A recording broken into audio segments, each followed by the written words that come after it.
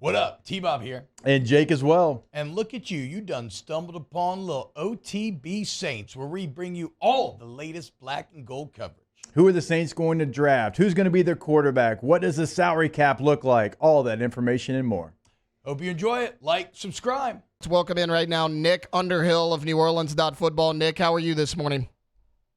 So it takes two guys to do what you can do solo. I see how it goes, I tell myself that all the time, Nick. It's one of those things where I'm like, I can handle this. Jake and T-Bob without each other, they're lost. They're like a lost puppy. They're searching for answers. But yeah, we are here. We were rocking and rolling all week. Nick, we got a little bit to talk about, don't we? I mean, a little bit of news happened over the weekend with the New Orleans Saints. Obviously, I'm referring to Derek Carr and this shoulder injury that there's news about, but not a lot of news. The Saints aren't saying a ton, but I mean, what was your initial reaction when you heard about this? I mean, possibly a 2025 season in doubt. What are your thoughts on that? First thought was, oh my God. Second thought was, what a disaster. I mean, it's just not a normal situation. I mean, this isn't something that you typically see happen where someone is, pushing to be traded and or released, which would indicate that they believe their body's in good shape. Because, I mean, the way it works is you take a physical when the season ends, and then you take a physical when you come back, and then, if anything happens in between there, you got to be able to explain it. And a lot of times, if something happens, it's away from the game. The thing with Derek is the injury is apparently lingering from the 2023 AC joint. Played through it all last year, and now it's an issue that apparently needs surgery after a contentious standoff about how to move forward with his future with the team. It's always definitely possible he goes out there sometime in March, goes to throw a ball, and this hurts. But it's also certainly possible that, a guy that wasn't happy about having his contract, not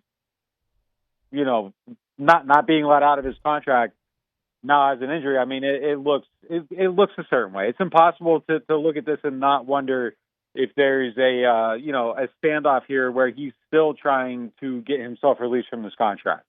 Nick, there's been a lot of discussion about how did this happen? When did the Saints find out about this? Did they have an idea something like this was coming when they were restructuring? No, I mean, definitely not. And I mean, Derek didn't either. I mean, that's the thing that I would say is Derek definitely did not either, because up until March 8th, I mean, look, they were pushing behind the scenes hard to get out of this thing, willing to change the contract structure, lower the base salary to facilitate a release, because you can do the June 2nd release. So hey, look, I'll cut my base salary down, and that way you can carry it, and then it comes off your books on June 2nd or changes. He was willing to do that kind of stuff, and they had decided they wanted to move forward with him as their quarterback. He's under contract, and that's where it's at. But if you're trying to get out of your contract and you think you need season-ending surgery, those two things don't make sense when you put them together, because you got to go, if you're going to Seattle or wherever, they're going to do a physical, you're going to fail it. Now you're not under contract, You aren't getting money, and you aren't getting money from somebody else. So this was not an issue for anybody. If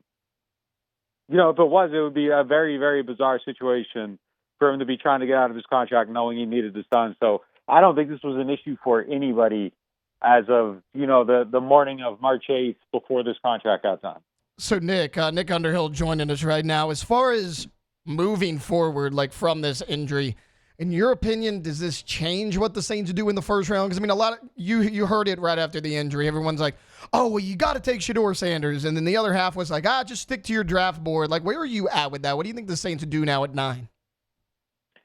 I don't think it changes a lot. I mean, I think they were in the quarterback market. I would still be surprised by Shedeur or Dart at 9. I still don't see those happening. I still haven't heard anything to make me believe those things are happening. I mean, it's certainly possible that there was a smoke screen going on the whole time, and that does occur, but I don't see it happening at this point. I don't think it should drastically, and as crazy as it sounds, I don't think it should drastically change what you were going to do. If you didn't like a player before, you still shouldn't like that player now, and the guys you liked before, you should still like them now. The thing I vehemently disagree with is it's people be like, well, now they have to take Dart. It wouldn't be a reach. And it's like, well, no, that is reaching. That's literally what reaching is because you have a need and then you go take a guy that you wouldn't have taken otherwise. I think that's how mistakes get made. But if they like one of these guys, I mean, I think you're definitely inclined to take them.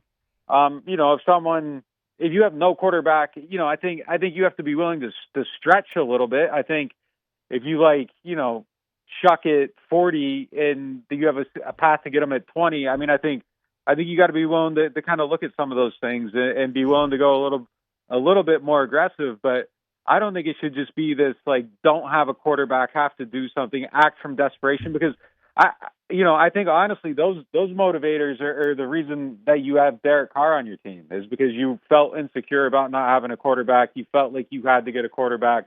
One was available and you were willing to do whatever it took. I mean, that's almost the same thing that led him to Watson at one point. I would hope that those feelings aren't the things that are dictating their actions this time around. So if it's not Derek Carr in 2025 and they don't draft Shedeur Sanders or Jackson Dart at 9, what did the Saints do? I mean, because the free agent market, Nick, it doesn't look great right now. Would they just roll with Spencer Rattler for another year? Yeah, or I think they draft Shuck. Okay. And that would be at 40? I think it could be somewhere in the first. I don't know. I mean, look, I'm hearing from people that he's going to go way, way, way higher. He is that guy that is just shooting up draft boards in the last week and a half. Yes. Yeah, I mean, I heard from a non-Saints team last night that they think he goes in the top 20. I think he's the guy that people aren't talking about enough, haven't been talking about enough. He's kind of that name that was hey, look, I think teams like him more than everybody else does. Coaches get involved. People start getting changed on draft boards. I think he's somebody. I think if you want him, you need to be prepared to find a way to make that move within the first 20 or so picks. I don't think he's going to be sitting there when they're on the board at 40. Nick, as far as moving away from quarterback a little bit, Nick Underhill of neworleans.football joining us right now.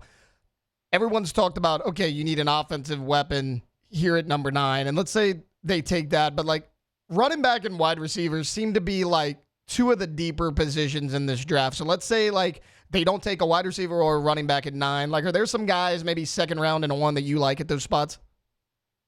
Yeah, I like the guy from Stanford. He's a big bodied type of guy. I think that's the type of player that they need to get at one of those spots. In the third, maybe Trey Harris, from Ole Miss.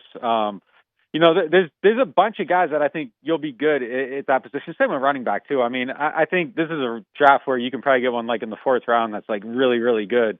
I do think though that if the Raiders go, O-line, D-line, or quarterback, and Genty ends up getting to 9, I think that's a very, very extremely, extremely, extremely real possibility at that spot. I think they really like him, and everybody has their school of thought on that position. Generally, I'm a weight guy, but I think he's a freak, and I would be in support of that pick, honestly, at that spot, especially if you are starting Rattler. I mean, if you need, or obviously whoever they're starting isn't going to be a surefire thing at quarterback. I think that's the fastest way to maybe make life a little bit easier for your young player at that position. If not, Ty Warren, I think, is still a distinct possibility at that position. Banks, the tackle, I think is a distinct possibility at that spot. So, I mean, I think they're going to end up with a good player. But, yeah, I'm kind of thinking wide receiver is going to be 2nd, 3rd round. I do wonder if the quarterback injury, I think where it might really affect their draft plans is I thought 40 was a deadlock for sure. That's where they go get their cornerback. Now it kind of feels like, do you need to do something to make sure things are a little bit easier for your quarterback? Is 40 that sweet spot for the receiver now? Do you try to make that move there? I think it's things like that really change the draft strategy. Nick, we've talked, whether it's Genty, McMillan, Tyler Warren, Mason Graham's been talked about, Will Johnson. Everybody's okay, the Saints are so bad in so many spots, you almost can't get it wrong in the 1st round position-wise. But, maybe not player in general, but, is there a position where you're if the Saints did that at number 9, it really wouldn't inspire me that much? It's a good question. I'm trying to think. I mean, maybe safety, safety would feel like a reach. Definitely guard. I definitely don't want the interior offensive lineman. Yeah. that would be the spot that like would be disgusting to me, because even if you're a Hall of Famer, it's just like you'd still take the 25th best wide receiver over the Colts guard. What the hell is his name? He's going to the Hall of Fame though, but Quentin Nelson. Yeah. Like you would definitely probably take the 25th best receiver over him every single day of the week. Like it's just not a high impact position. Corner in this draft, like Will Johnson not running the 40 is kind of terrifying. Like that seems like an admission that like, hey, yes, I am slow. If you aren't just playing straight zone schemes all the time, you better not draft me. So like maybe not corner if you don't feel great about the position. This year's draft class, but I think they can do pretty much anything at that spot, and you could justify it. I mean, you could even justify like a great guard, at that spot. I mean, it's just that's just where the roster's at. They're just on a lot of great players, and really more than anything, I just want to see them get some guys that can play. Like you just need so many bodies. It really does feel like a draft where you should just sit there and just pick the best player at the top of your board every time. Who gives a damn about need? Because everything's going to be a need over the next 24 months. So you might as well just get the best players and figure it out along the way. Nick, you just mentioned that if you took interior O-line in the first round, like that's maybe the spot you would caution the most. Like, what are the chances they actually address O-line in this draft? I'm not talking first round, but like, some of those late round prospects. I think huge. I mean, honestly, I think even in the first round, if the right tackle's there, I really do think that could be the pick. Not, obviously that's not interior, but Heading's in the last year of that deal, hasn't worked out. It is a spot where you need to really look at it. It would be gross and horrible and awful. Like they got to spend another pick on the offensive line to replace somebody else that didn't work out. But I mean, that's just where you're at. I mean, and that's just the reality of the situation. And if that right opportunity is there, I think they could do it. Again, somewhere they got they got a lot of picks first, second, third, fourth round. Like I think one of those ends up being a guard. I think it has to be a guard. That's a position where they should really be looking at things. And I think O-line's going to be a priority. I almost feel like Kellen Moore's tipped it a little bit. Like it's come up a lot every time he's talked about his philosophy for building a team is really about building out the trenches. I think it's going to be a priority in this draft. Nick, as far as safety goes, like I think that's a big need for the Saints in this draft, and safety seems to be one of the deeper spots. Like, do you like safety in this draft for the Saints? Yeah, I mean, definitely. I mean, Tyron's, probably coming up on the end of it, a year or two left on, the career. Yeah. Definitely something they need to get in the pipeline. I don't see the young players behind him and Reed really at this point. There's a couple. Howard, obviously, still somebody that could have everything click for him, but it didn't really happen quite last year. I think absolutely. That's a position where you want to get a guy in. And honestly, I'd want to get my guy a year early, wherever you think Tyron's at in his timeline. Like if you feel like this is the last year or whatever, I want that guy like around him for a year to learn how to be a pro, to see how he prepares, see how he takes care of his body, how he studies, how he leads. Like I want that exposure around him. I mean, just on that, but I think they need the depth at that position too. Definitely a spot where they need to look for somebody. Nick Underhill, Nick_Underhill on Twitter, neworleans.football. Subscribe there for all things related to the Saints. Nick, thanks so much for hopping on with us this morning. Yeah, thanks for having me. Wow, just amazing black and gold takes right there, Jake. I don't think I've ever heard any takes that are better than the two guys that just gave you that take. And you can keep getting them by going ahead and liking, subscribing, ringing the bell to get notifications when we post. Have a great day. We'll see you on the next OTB Saints.